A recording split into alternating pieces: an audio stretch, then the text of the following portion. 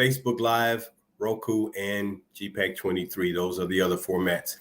We'd like to say good morning to everyone listening and watching, and hope that today's show will bring you some information that will be of some service or help to you as you start or begin your week, and pass along whatever thoughts and information that are positive to someone else that you run across throughout your daily travels.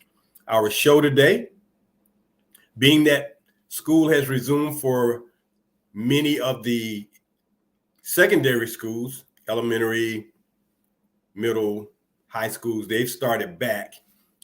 Colleges will be starting back, I believe, within the week.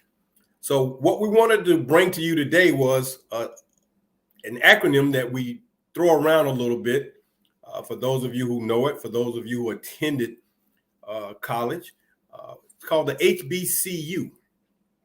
HBCU. And HBCU stands for Historically Black Colleges and Universities. And in America, there are 104 historically Black colleges and universities throughout the country, from the East Coast over to Oklahoma. The HBCUs were founded on the belief that every individual deserves access to a college or higher education. And the Higher Education Act of 1965 was amended and defined an HBCU as this: any historically Black college or university that was established prior to 1964, whose principal mission was and is the education of Black Americans, and that is accredited by a nationally recognized accrediting agency or association determined by the Secretary of Education.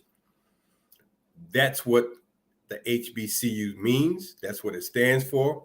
And for the millions of African Americans who have graduated from an HBCU with pride, hopefully, if you're watching and can catch the show, you can take some things from this. And for those of you who did not, this is just some historical information of value to you as you maybe help navigate or direct your child, grandchild, nephew, niece, friend, whomever, who are interested in continuing their education beyond high school. Now, truly understand that not everyone is meant for college. College is not meant for everyone. And not everyone will go to what they call a predominantly white institution, PWI, or major college. So the HBCUs for over almost 200 years have had their place in the building and educating of African Americans here in this country. That needs to continue. We need to continue to support our HBCUs, not just during the football season, but throughout the academic year and beyond. So I'd like to just give you some facts about HBCUs and see if they ring up on your trivia poll, and see if you know any of this information. And if not, well, you know after today. So 3 years after graduation, HBCU graduates earn $10,000 more annually than individuals who only receive a high school diploma. 10,000 on average more, 10,000 more. An HBCU graduate working full-time throughout his or her working life can expect to earn $927,000, almost $1 million. Now, I take task to that because if we were given opportunity to make more six-figure salaries, then you would see that number change. However, since many of the HBCU graduates are under 100,000, somewhere probably between that 60 to 100,000, then we don't have a lot that makes beyond that six figure of 100,000. But nonetheless, we go forward. The average cost to attend a HBCU in 2016-17 was $23,885, compared to $32,951 for a four-year non-HBCU. And HBCUs represent 3% of the colleges and universities in America. 3% of all the colleges and universities in America. And of that 3%, 16% earn their bachelor's degrees, 20% earn STEM bachelor's degrees. So we are definitely making strides, but we got to get, raise those numbers up as we need to. The top 10 institutions where African-American science and engineering PhDs earned are at HBCUs. And then 25% of African-American college graduates got their degree from an HBCU. 50% of African-American public school teachers graduated from an HBCU. 50% of future African-American lawyers graduated from an HBCU. 80% of African-American judges graduated from an HBCU. 38% of all African-American health professionals graduated from an HBCU. And instead of the 20%, 41% of all degrees in the STEM fields, which is science, technology, engineering, and math, were earned by African Americans who graduated from HBCU. The value of the HBCU is still very, very relative and important. So don't think you're getting shortchanged if you go to an HBCU, because you will not be.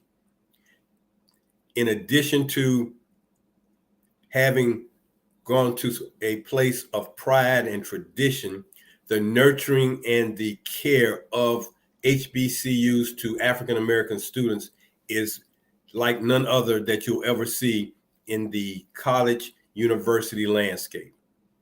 There's a nurturing and a caring that you won't see at many major colleges, like you'll see at an HBCU. Now, what was the first HBCU established? What was the first? Do you know? Well, the first HBCU was Cheney University in Pennsylvania, and it was established in 1837. Think about that year, 1837. At the time, it was known as the Institute for Colored Youth, and it opened its doors for elementary and secondary training, which later on became college courses. So when we think about our HBCU's history, 1837 was the first, and it was in Pennsylvania, which tells you that the education and the educating of Black Americans started in the state of Pennsylvania for the most part as it relates to colleges. Reading and writing. Someone has to teach reading and writing. And one of the things I observed is this. If we as a culture don't write books, if we as a culture don't read and write, if we as a culture don't take education as one of the most valuable things we will ever possess in our lifetime, we will be lost. We must teach our children the importance and the value of learning, of getting educated, of reading, writing, math, and science. Because the landscape will change. The opportunities will change based on the landscaping changing because of the testing that goes on for children to be declared eligible to move on in their educational path. Elementary school, they're taking tests to determine if your child can read, write, math, science. Same thing in middle school, same thing in high school. Because when you get to high school, the ACT and the SATs become that standard that our children must apply for, must achieve and exceed in order to move on with their educational careers. Now, again, even though you may not go to college, technical college, 4-year college, 2-year college, whatever. Although you may not fit the mode of going to college, here's the thing. Reading, writing, educating your mind is what will determine where you go in life. Because people want you to fail. Make no doubts about that. People want you to fail. And the less we educate our children, the more likely they are to fail. And you know what the story is. You know what that storyline is. From the cradle to prison. Because when we fail to take advantage of learning, then we result to something else. And there's been a slogan for many, many years: crime doesn't pay. And you can try it. However, the forces that are behind the the justice system take the task and go an extra step beyond what the normal things are in making sure that people of color feel the pain and agony of being a criminal or committing crimes. Educate yourself and learn what's the best opportunities. There are a lot of ways to do some things. It doesn't have to be criminal, but however, if that's your path, that's your path. And I know to have that kind of path where you're constantly watching over your shoulder, worried about who's going to be after you and things of that nature, that's a path that some people choose because they want what they say is that fast money. And everything revolves around economics. A job revolves around economics. Everything in a capitalistic society revolves around economics. Money. A job equals pay, which means you can purchase things, purchase a home, purchase a vehicle, invest money. Those are the things that you need to survive. Money is that survival. It's like blood in your body. Money is that economic survival. Now, that way I just mentioned about following that path that will cause you some pain, discernment, and problems. Well, I've witnessed many individuals who've used that, and it did not work out too well for them. Teach our children to learn. There's a wealth of opportunity under the umbrella of entrepreneurship for our children if they would just apply themselves to learn to read and write and become educated. The opportunities are vast. I'm not saying it's easy, but it's vast. And if you can find your niche and find a way in and maneuver, you can get there. It's been done. It can be done. We just have to want to do it. And when we do it and work within our culture a little bit strong and better, it can be better. But we've still got some things we have to deal with. But nonetheless, our HBCUs have been a staple to the educating of our people. The stories of some of the schools that have been born from meager beginnings to where they are now. The fact that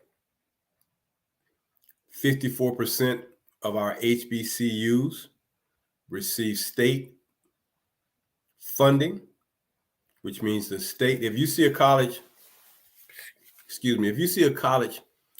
with the word state attached to it, that means it gets funding from the state. If it says A&M, A&I, A&T, that's a state-funded college or university, which means it receives funding from that state in order to keep it vibrant and alive. Aside from that, the other private HBCUs are funded from private donations, funded through churches, funded from wherever they can garner support. It is more difficult for them at times, especially in tough times. Not everyone can afford to go to a private HBCU. And when they do go there and take out the loans, you've heard the horror stories about the loans and how long it takes to pay them back. However, even though it takes some time to pay them back, you still have an opportunity to earn a living, survive, and take care of that debt. It would be very nice if those debts could be minimized. The blessings that a gentleman did for Morehouse College a few years back, within the last 5 to 6 years, where he blessed the graduating class by paying off all their student loans so that they started life. See, because life basically really starts at age 22. For the most part, it starts at age 22. So finish high school at 18, 4 years in college, maybe 5, but primarily starts at 22. After that, if you don't have any debt, great. If you have that student loan, then you're already in debt. So he wiped away that debt so that they could start from zero, get that job, and not have to pay one bill. Not have to pay one bill, except the bills they were currently established. A place to stay, their utilities, their gas for their car insurance, and if they do have a car note, the car note.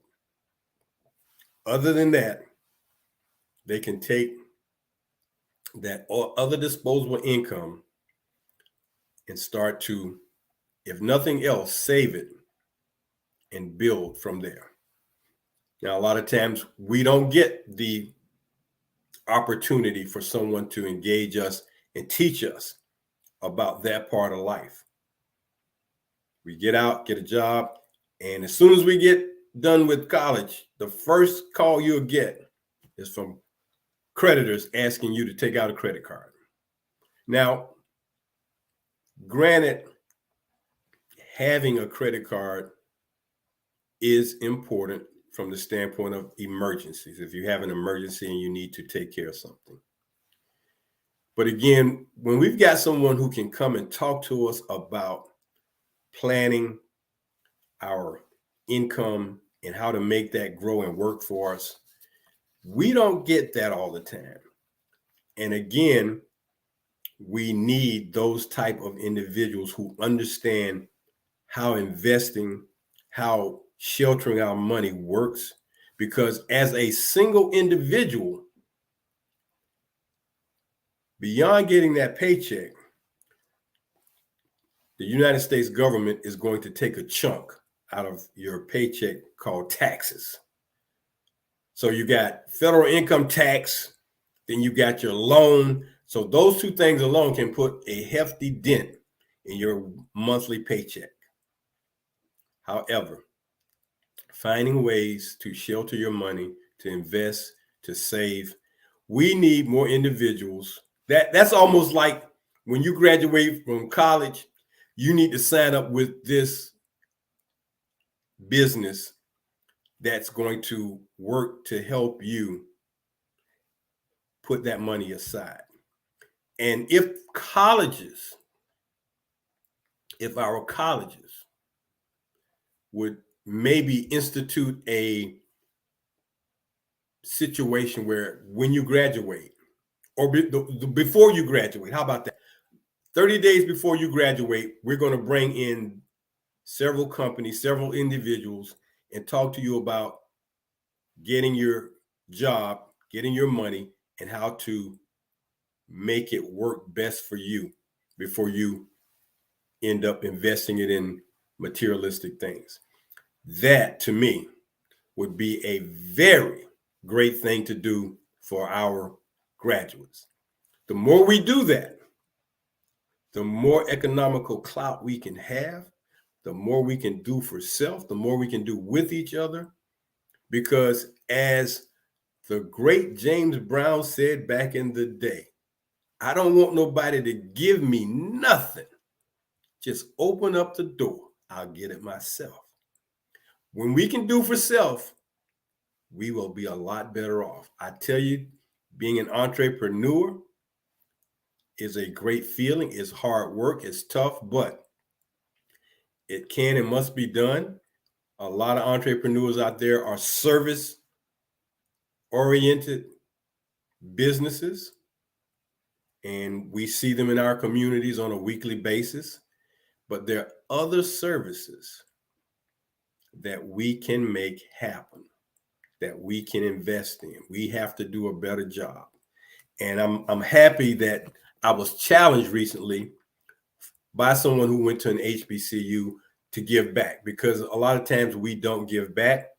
I'm guilty of that, or I was guilty of that. However, I'd done some things for my alma mater to try to give back through my entrepreneurship. But now, with an opportunity to give back on a monthly basis, it's not difficult. Every graduate from an HBCU has at least $20 every month that they will throw away on something. I guarantee you, if you took that same $20, gave it back to your alma mater, who you say you love, who you like to brag about, who you can't help to go back to homecomings, all these emotional feelings that we feel for our HBCUs. If you took $20 that you throw away, let's admit, let's be honest, you probably throw away $20 a month. I mean, if you go out to eat 2 times, 3 times in 1 month, that's $20. So instead of doing that, do something different. If you took that $20 each month and earmarked it and gave it back to your alma mater, not one time, each month, for a minimum of 10 years, a minimum. If everyone from these Black colleges did that, I guarantee you will see a difference in what happens with our colleges and universities. $20 is not that big of a deal. So you give it to someone else for something else and don't think about it. The gas where you buy it to put in your car, that goes to a company that you don't care. You don't question that. The food that you eat, the things that you buy, clothes, the things that we as African Americans have no production of. We don't produce it. We're consumers. We're not producers. We don't have many farms, so we don't produce the food. We don't have the gas stations.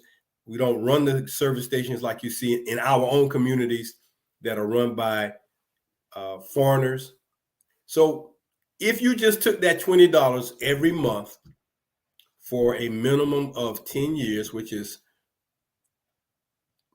120 months times 20, that would be $4,400 in 10 years that you gave back to your school. Now, individually, that sounds like that's not a lot. But if 1,000 graduates of an HBCU did that over 10 years, that's $4.4 million. Just like that. And let's just look at it as a way to give back. Here's the other thing. It's tax deductible, so you can write it off on your taxes. So the value of it and the importance of it is minimal compared to what we do. Think about it. Pass the word along. Get committed to giving back. I had to get that lesson very recently in a challenge. So I challenge each and every one of you who are watching the Kitchings Table today here on Awesome Radio, WBISLP 106.9 FM. I challenge each and every one of you who went to an HBCU, or even if you didn't go to an HBCU, but value the fact that our Black colleges and universities are relevant to the education of our children going forward. I challenge each one of you to make a commitment to give $20 a month for the next 10 years to one of those colleges and see what happens. You throw money away anyway, so why not just throw $20 to a Black college? When you get asked to tithe at your church, and I'm not trying to confuse the issue. I'm just saying, if you know how to tithe, you know how to tithe for your college. If you can tithe for your church, you can tithe for your college. It's not that big of a deal. $20 every month for the next 120 months. If you do that, our HBCUs will continue to have a legacy that will thrive, survive, and provide education for our children who need it, who won't be going to a major college, and value what they will receive in that nurturing environment at a HBCU, because it's nothing like going to a HBCU and having that pride in self. Now, when we talk about the number of Black colleges and universities throughout this country, I went to breaking it down by state, because the list, instead of reading off the whole list of 104, I figured I'd break it down by state. And that way, if you live in a particular state, you can figure out where you might want to give or donate your money. So, state by state, I'm going to give you a breakdown of how many Black colleges or universities are in the state by state breakdown. And you do understand that most, probably 90% of all the Black colleges in America are in the South. In the South. So from Virginia to Florida to Texas, most of the Black colleges are in those states. So I'm going to give you the breakdown. Starting with Alabama. There are 14 Black colleges and universities in Alabama. And of that, there are 2 state or public universities, Alabama A&M, Alabama State. The rest of them are private, or they are technical or theological schools. I'm going to break down the other ones as I go along. 14 in Alabama, but 2 of them are public universities operated under the state of Alabama. 4 years. Arkansas, 4 HBCUs. Delaware, just 1, Delaware State. The District of Columbia, the University of the District of Columbia, and Howard University. Now, Howard University is a very unique university based on its funding and its governance, if you would. I'll get to that in a moment. Florida, there are 4. There is only 1 state university in the state of Florida for Blacks. Next, we have Georgia. There are 12 HBCUs. Kentucky, 2. Louisiana, 6. Maryland, 4. Michigan, 1, but it closed, so we're not going to count that one. Mississippi, there are 7. Missouri, there are 2. North Carolina, the great state of North Carolina, where this radio station originates, is 12. And I'm sure many African Americans who live in the state of North Carolina who did go to college probably will say they went to an HBCU, or their parents went to an HBCU. There are 3 in Ohio, 1 in Oklahoma, 2 in Pennsylvania, and ironically, Lincoln University of Pennsylvania and Lincoln University of Missouri. Same name, 2 different states. South Carolina has 8. Tennessee has 7. Texas has 9. There is a black college university in the University of the Virgin Islands, St. Thomas and St. Croix. The state of Virginia has 6, and West Virginia has 2, and both of them are state universities. So that's a breakdown by state of the HBCUs in those states. Now, by enrollment,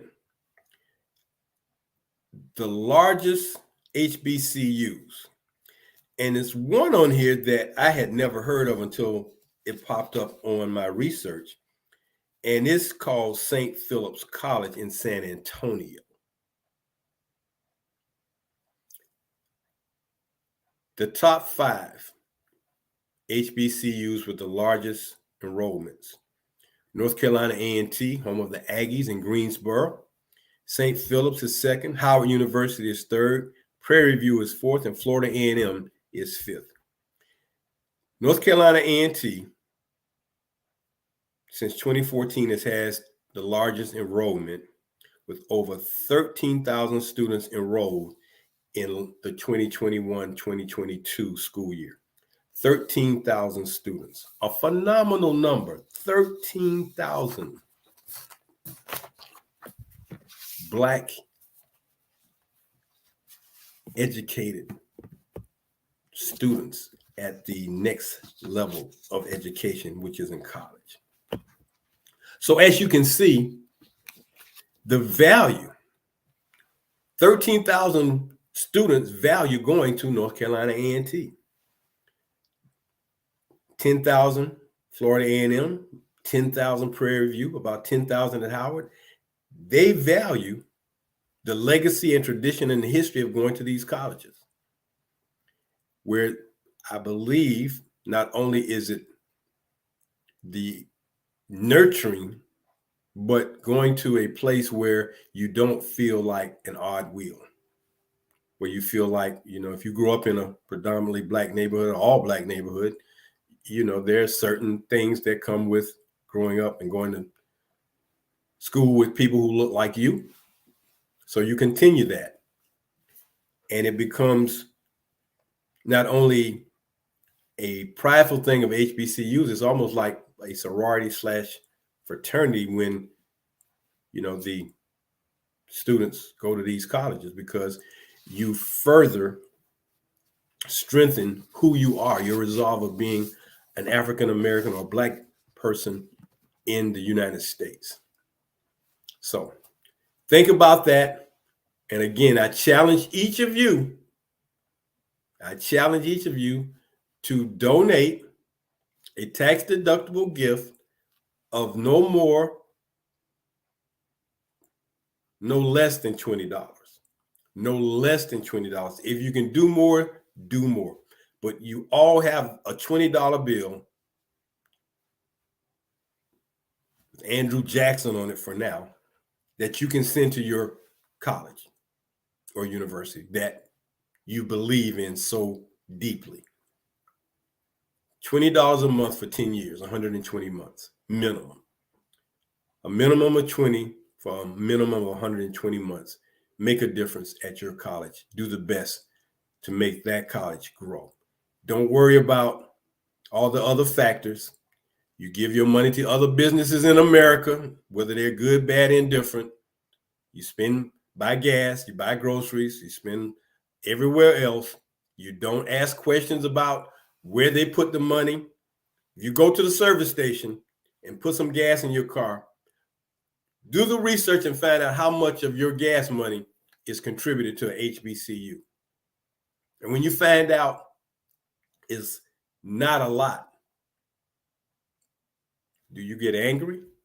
Like you'll get angry if the HBCU got your $20 and something happens and it's not spent the way you think it ought to be. You want to challenge that, but you don't challenge that company where you're buying that gas from. What is the difference? So let's stop having these false narratives. Have some pride. Give back monthly for 120 months over for $20 and see what happens. So now we're going to move to our pantry segment here on the Kitchings Table here on WBISLP, Awesome Radio, 106.9 FM. YouTube and Facebook Live are places you can catch us, also on Roku and GPAC if you can find us. So our pantry segment today deals with one organization that has taken on the challenge of making sure that the survival of our Black colleges and universities continues.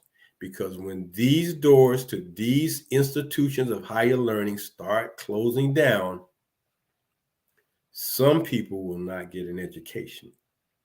So continue to support the UNCF. And again, if you want to give the UNCF $20 a month for the next 10 years, give it to them. Give it to somebody. The UNCF, the United Negro College Fund, and it helps 37 HBCUs as their network of member institutions. It provides a range of support that enables them to keep their academic programs strong and their tuitions affordable. As a result of this support, member institutions have educated more than 60,000 students each year, and have produced more than 500,000 graduates with the help of UNCF. The economic impact of member institutions extends beyond just the students they educate. So let's talk about some of that, the UNCF and what it does. In total, the nation's HBCUs generate $14.8 billion in economic impact annually. $14.8 billion. That's equivalent to a ranking in the top 200 of the Fortune 500 list of America's largest corporations. Collectively, that 4.8 billion represents one of the, if you put it in the numbers of the largest corporations, top 200. These institutions generate 134,000 plus jobs for their local and regional economies. And that's the equivalent to the number of jobs provided by Oracle, one of the nation's largest private employers. And here's another fact. The 50,000 plus HBCU graduates in 2014 earned $130 billion, or can expect at that time projected to earn $130 billion over their lifetimes. $130 billion. That's 56% more than they would have earned without a college degree. So the United Negro College Fund, relevant to most of the private Black colleges in America who do not get state funding, they are relevant. Every year they're out raising money. Every year, once upon a time, I'm sure they still do it, they would have a phone-a-thon, a telethon. Lou Rawls, a great singer and performer, used to headline. It used to be called the Lou Rawls UNCF, telethon, and it raised millions of dollars. So for people who have extraordinary amounts of extra income, if you are a millionaire and you gave 5% of your million to a HBCU every year, $50,000, how much better would those schools be? How much better off would they be? It's there. The money is being made. We just don't always choose to give back. So when we talk about our HBCUs, the number one private HBCU in America is Spelman College. The uniqueness of Spelman College, Spelman College is one of only two that I'm aware of. It may be a couple of others, but two that I know of, colleges for Black females only. The other is Bennett College in North Carolina. But Spelman College in Atlanta is the number one private HBCU in America. Now, when we talk about Howard University, and Howard University is very, very, very unique from this perspective. Howard University is not in a state. Howard University resides in the District of Columbia. The District of Columbia is not a state, but it is where the capital of the United States is. They do not have representation in Congress. However, the city of Washington, D.C.,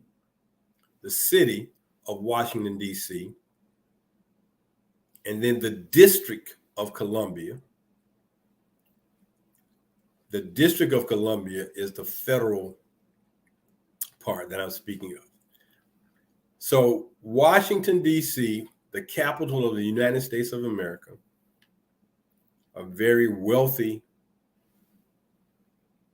city, and the surrounding areas that make up Metro Washington, D.C., on both sides, in both the state of Virginia, and the state of Maryland, Prince George County, I believe that's correct, the wealthiest county in America, right outside of Washington, D.C. and the District of Columbia, the wealthiest county. So Howard, founded back in the mid-1800s, I didn't write that down as to the exact year, but Howard University is a private, federally chartered, historically Black research university. Say that again. Howard University, a private, federally chartered, historical Black research university. The difference is federally chartered versus state chartered. A private Black college that is chartered federally. And to me, what that says is they get funding through federal sources. So Howard, known for research, has a medical school, have a law school. They've been a rock for our Black communities and been a rock in our HBCU communities. And the graduates there have gone on to become very solid citizens, doctors, lawyers, and other professions. So when you go to Howard, some equivalent Howard as being the Black Harvard. I'm not going to fight that, because for what Howard is and has done, they continue to do a remarkable job of educating those Blacks who choose to go there to get an education. So Howard, doctoral, produce PhDs, physicians, lawyers, as I said, judges. They now credit themselves with having the first vice president of the United States who attended Howard University. So Howard has done its thing, and it continues to do it. And other Black colleges and HBCUs do their thing. So it's out there for us to do. We need to do that. Keep that pipeline strong and healthy. Now, of the 104 HBCUs, identified 4 that were theological colleges: the Interdenominational Theological Center in Atlanta and the Johnson C. Smith Theological Seminary in Atlanta, the Hood Theological Seminary in Salisbury, North Carolina, and the Payne Theological Seminary in Wilberforce, Ohio. Basically, church institutions where you go get, and it's pretty much your master's degree. You go to a theological school, your master's and PhD. Now, recently, and this was a surprising note,